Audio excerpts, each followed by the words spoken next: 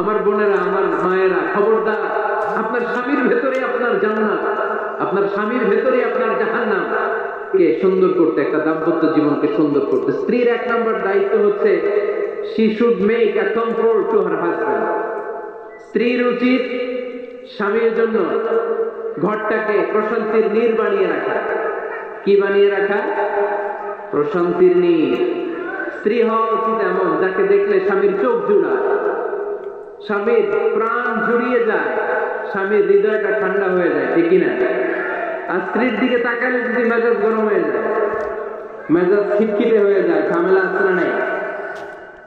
ঝামেলা।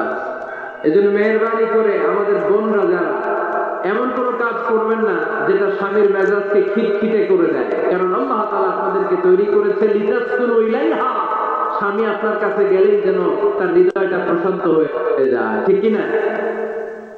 অনেক স্ত্রী আছে না জেনে না বুঝে স্বামীর সাথে এমন খিটখিটে মেজাজ দেখায় যেটা স্বামীর জন্য মেনে নেওয়া কষ্টকর।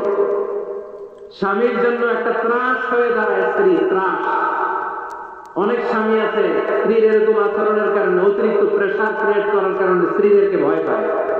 এজন্য বোনদেরকে বলবো লিতাসকুনু ইলাইহা, এমন ভাবে আপনি আপনার স্বামীর সামনে নিজেকে প্রেজেন্ট করেন যেটা আপনাকে দেখলে আপনার স্বামীর চোখ জুড়িয়ে যায়, হৃদয়টা প্রশান্ত হয়ে যায়, আপনাকে দেখলেই আপনাকে ভালোবাসতে মনে চায়, ঠিক কিনা? এজন্য রব্বুল আলামিন বলেন, আমি নারীদেরকে তৈরি করেছি লিতাসকুনু ইলাইহা, যেন পুরুষেরা স্ত্রীদের সংস্পর্শ যখন পায় পুরুষদের হৃদয়